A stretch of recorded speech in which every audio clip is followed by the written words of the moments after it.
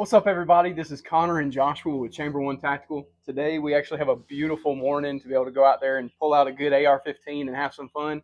And the AR-15 we're going to be reviewing today is the Diamondback DB15. We were very, very excited to do a review on this thing and really, really enjoyed doing it. So let's get into it.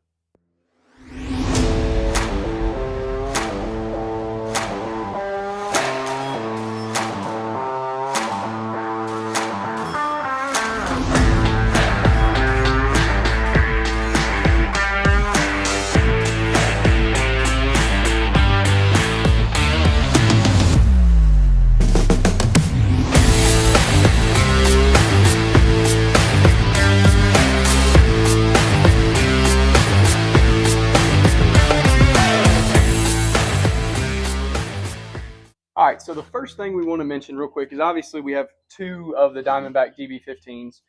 This one being a little bit older, and this one was one we just recently purchased just to have a little bit more of a sample size for you guys, just so we could give you a little bit better information. So this one's Joshua's personal gun, I believe. Yep. If you want to explain a little bit about that one. Yeah, so this was actually my first AR-15 was this Diamondback. It was actually a gift to me. And since then, I've done some upgrades, which we'll probably get into a little bit. So this one's not, I wouldn't say stock anymore. Right. But yeah, this was my first AR-15. Yeah. So. And like I said, this one is one we purchased just to be able to have one more to do a review on. Yep. I believe we ended up getting this one. We'll go ahead and go into, the first part we were going to talk about, which is price point. Mm-hmm. So very impressed with the price point because I believe this one came in right at $500. Yeah. And I know long time ago you were able to get ARs for $500, but nowadays to get a decent AR-15 for $500 is just really pretty hard to do.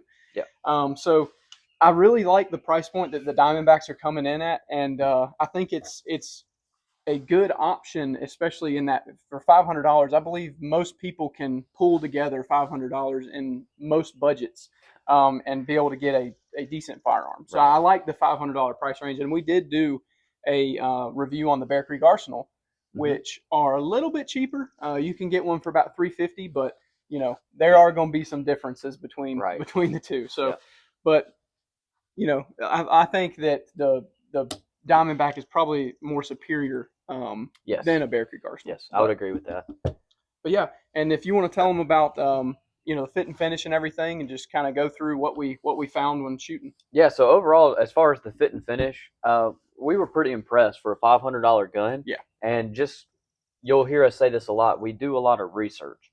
And so the research that we have seen on these guns, they have a pretty good track record of actually not having too bad of lemons and, just issues with the firearm and stuff like that. Stuff breaking. As far as the fit and finish, they're pretty consistent. Yeah. And then, of course, we saw that with these two as well. So, yeah. Yeah, I mean, I was very impressed. I think they did a really good job with pretty much everything. I mean, the finish on the barrel, the finish on the bolt, on either one of these, we haven't seen any real, wear, I would say, on the bolt carrier, which is very good to see. That means there's no hot spots inside that upper and lower. But the fitment of the gun is one thing that I'll speak to. I think they did a great job on the fitment because I'll say I really like Bear Creek Arsenal. I think as long as you understand what Bear Creek Arsenal is, when you're purchasing it, it's more of something that you can go out and plink with.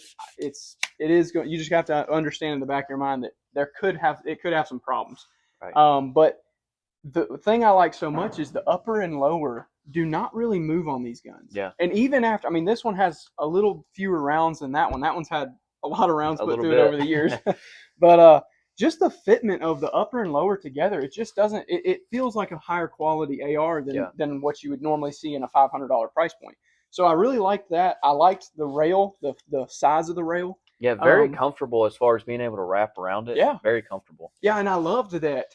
I almost didn't even need a foregrip, like the actual vertical foregrip. Yeah, I was able, just the way this thing is shaped, my fingers wrap right there on the bottom, and it's almost like my fingers just stuck in these holes, and I was able to really, really grab a hold of it, and I liked that. I liked it's so lightweight, so when you're pushing it out, you don't have a real heavy front end on it. It's just well balanced. It's maneuverable. It's a fun gun to shoot. Yeah. It was a very, very easy and fun gun to shoot. But moving on to, as far as we'll talk about real quick. This gun is completely stock, other than the sights. So we've got a Holosun 510C on this one. And then Joshua has a SIG Romeo, I believe, on his, but that is not sighted in. It's not sighted in. Yeah. So excuse my misses. We just because I used to run this gun a lot more. Now that I have different AR-15s, I like to try out different things. Yeah. But Connor let me borrow this SIG. We just slapped it on there, and I just knew to aim at his right knee to be able to hit our targets because it was way off. He was Kentucky ballistic. He was just holding wherever he needed to hold. But, yeah. So. So this one is set up exactly like it is from Diamondback. It's got the standard furniture, and I will say I'll speak to again kind of fit and finish. The little stock they have on this thing, where it's very low profile and kind of minimalistic, it is very tight on the buffer tube, which I love. You don't hear it rattling around. It's just it's a good little. It's cheap. Don't get me wrong. It feels cheap, but it's very tight, and I like that. I like tight tolerances. So yeah, like this one, we put the mag pull that's got this extra clamp on there to keep it from rattling. Yeah. And don't get me wrong, I like to have mag pull furniture on there. Right. But for one that comes with it that's so budget, yeah, that's better than the mag pulls that sit there and rattle a lot. Yeah. But as this, as far as this one, like I said, very, very stock. It's got the stock trigger in it, standard furniture. And then Joshua, if you want to explain what all is on yours. Yeah. So let's see where to start. I definitely swapped out the trigger. I'm not super fond of the mil-spec triggers. I know I might get a lot of hate for that, but I put it was $79. It was a Palmetto State single sage 3.5 pound trigger, which I highly recommend. They're actually very inexpensive and a good trigger. Great short reset, no complaints. It's in my opinion as good as the CNC triggers. Yes. I mean, we compare them side by side, and this was very comparable. $79 on a daily deal. Then I have a 40. I don't run the ambi safeties. They get in the way for me personally. Maybe I got fat fingers. I don't know. But it is the 45 degree. So I like to do that on all my AR-15s. And then I think, of course, the stock. I went over that. So I put a mag pull that locks down so it doesn't rattle. I think that's just about you have right? the K2 Plus yes. mag pull grip on there. Yep. I like that rubberized grip on there.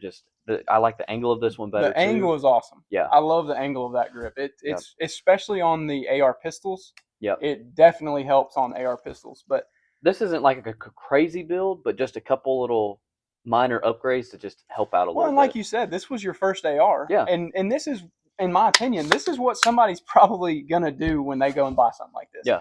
They may go put on mag pull because anytime you get an AR, because there's such an aftermarket, market out there, you're going to want to upgrade something. Well, you buy them to build them. Right. Nobody just wants to run a stock AR-15. Yeah. But I mean, they're still good, but yeah, you want to play with it a little bit. Yeah. And it's good to take a gun apart and figure out how it operates. If something were to go wrong, you kind of know what went wrong. If all you wanted was iron sights and the gun to function, you'd buy an AK. Oh, man. All right. So moving on to reliability, which is the most important thing. As far as this one goes, now this one, like I said, didn't have as many rounds through it, but we probably put closer to 1,000, where that one's probably closer to 15 to 2,000. Yeah.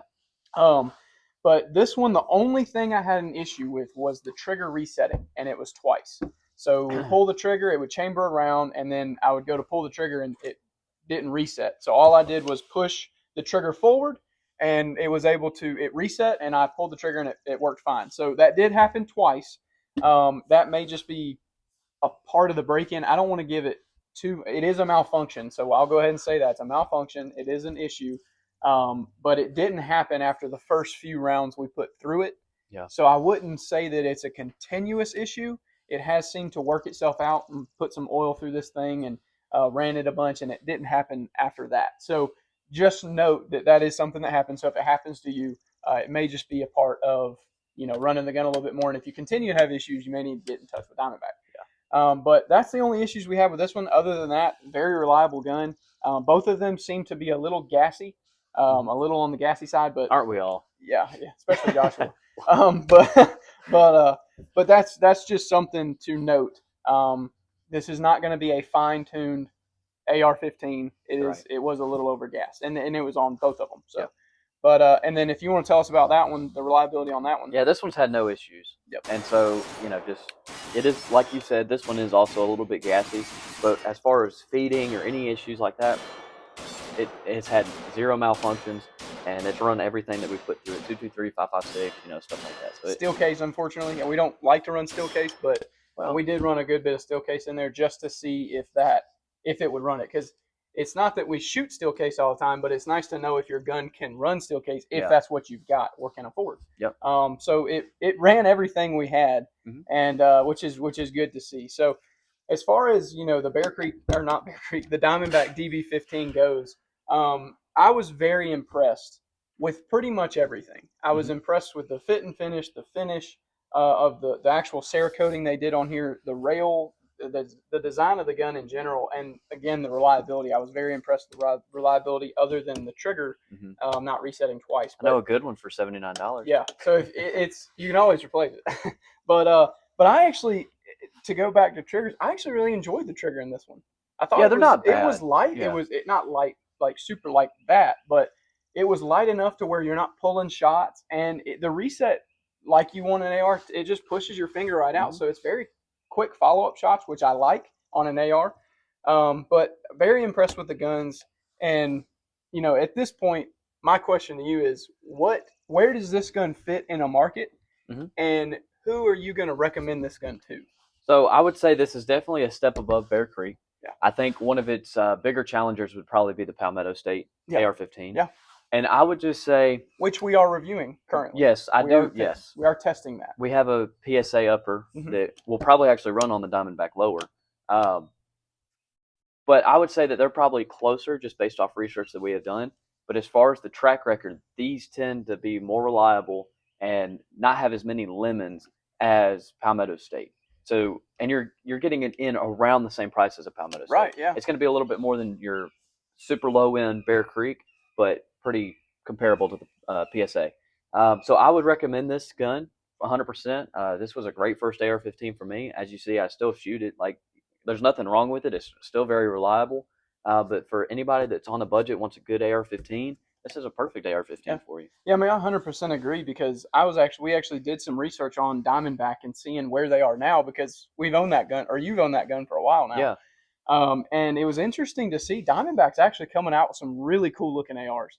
They have some that the rail has a very neat design where it's closed in right here, and they have a lot of milling, and they've got some really cool stuff coming out. And it's not just that it's important to get a cool looking AR, you want it to be functional. So I just like to see that they're not just sticking with the run of the mill, like lower end cheaper ARs. They're actually trying to get into some really good looking ARs that you're still going to have good performance out of. But I'll be honest with you, they don't look like cheap ARs. No, you look at this gun and it looks like a regular AR-15. Right. There's nothing wrong with it. Yeah. So I mean, I agree with Joshua. I think the DB15 is going to be one of the best options that you're going to find in today's market.